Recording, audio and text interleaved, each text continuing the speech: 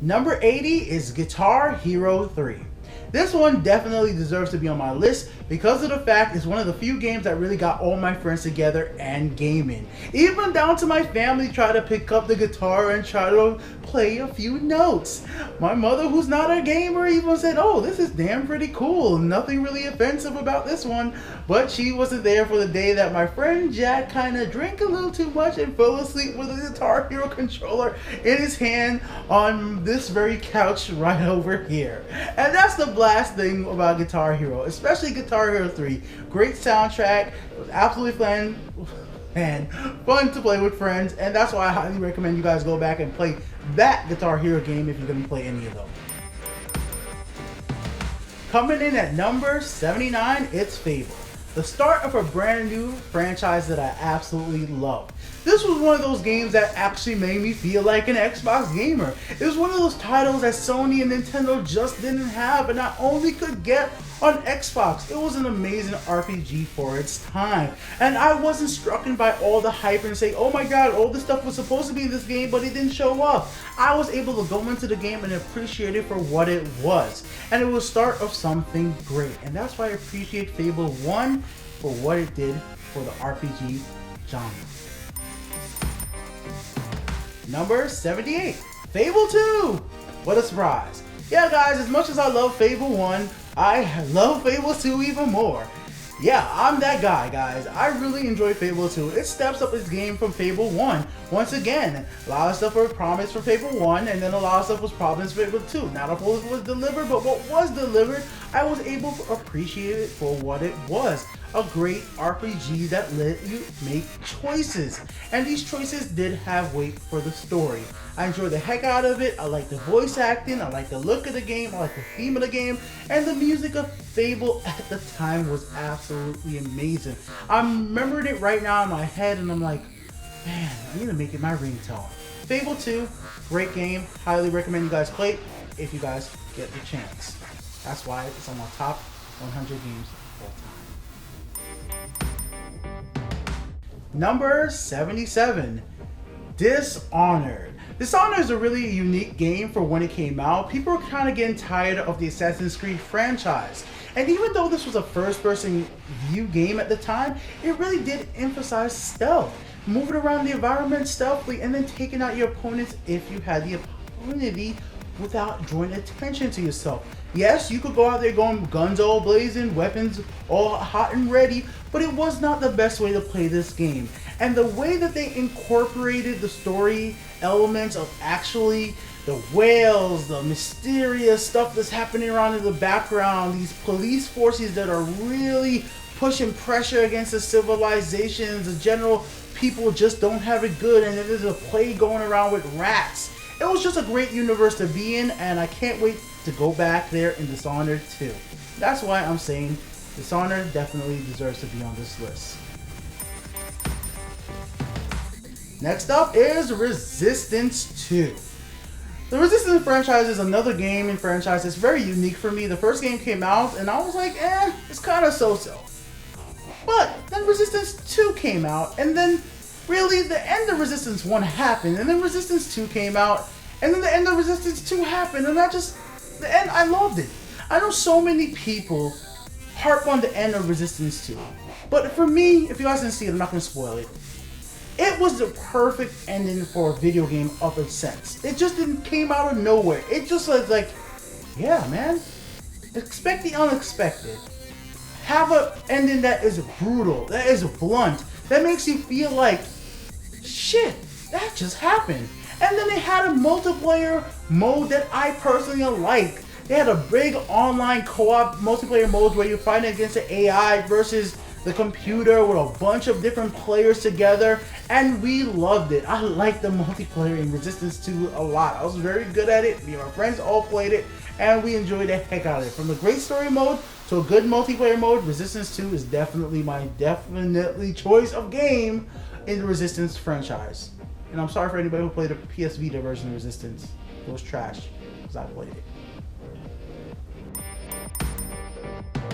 Coming at 85 is Gran Turismo 3 A-Spec.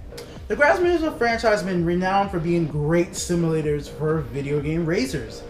And the fact that this is actually on a console has always been amazing. And Gran Turismo 3 specifically just stood out among the rest. Yes, Gran Turismo 1 sold amazingly for the PlayStation 1. In fact, the Gran Turismo series did the best it ever did on the PS1, in the sense that it was the best-selling game for that generation.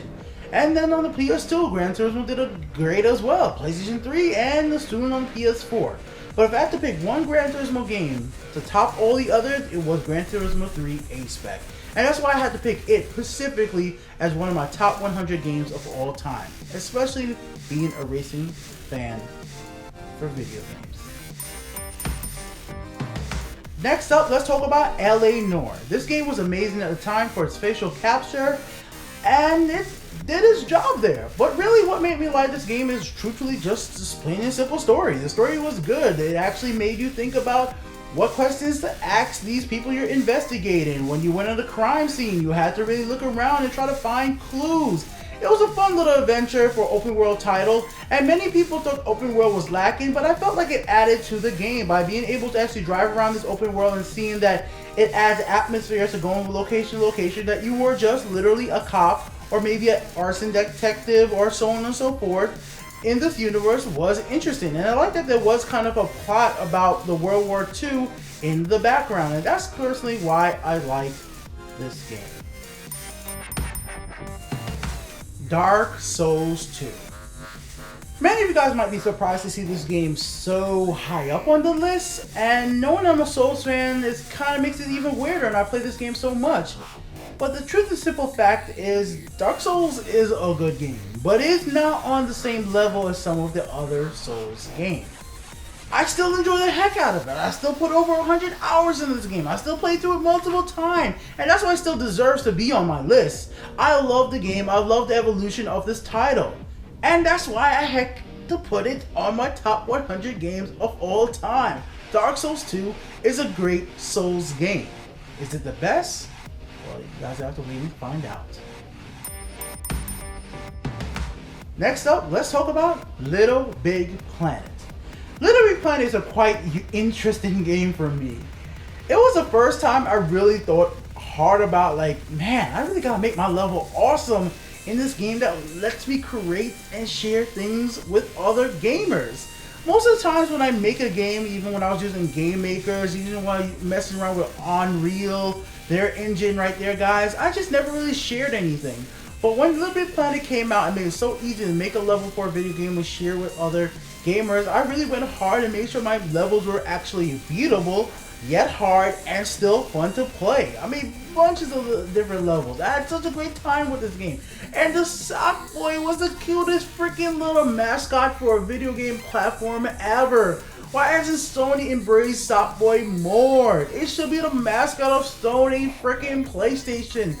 My personal opinion there, guys. Sock Boy is awesome, which is why Little Big Planet has made it on this list. And coming in at number 81, it's Ultimate Marvel vs. Capcom 3, Fate of Two Worlds. Yeah, guys, I love myself some Marvel vs. Capcom, but Ultimate just bumped it up to a whole nother level, added so much more content to the game, so much more characters. Online was refined a lot better, guys. I even ended up getting Ultimate Marvel vs. Capcom 3 even on the PlayStation Vita, so that tells you enough about how much I really did enjoy that game. I think it was absolutely a blast. Seeing so many different characters from different universes come together and fight each other in a great gameplay is definitely a fun time to be had, and that's why this game is on my list. If you guys like a fighting game for your family and friends to play with, this is the one. I definitely highly recommend it. Thank you for watching this part of my top 100 game of all time.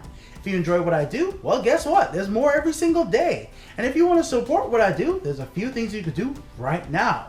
Hit the like button, hit the share button, and leave a comment down below. If you want to support even more directly, click right over here and click on that Amazon button right up there. That will take you over to the UntitledGameShow.com, where you can replace your Amazon bookmark to the Untitled Game Show's Amazon affiliate link, where every time you shop on Amazon, it costs you no extra, but supports the Untitled Game Show at the same exact time. If you live in the United States, definitely make sure you guys go ahead and do it for this holiday season. If you want to support even more directly, go right over here and support through Patreon. Just by $1 a month donation, it will help support the Untitled Game Show grow.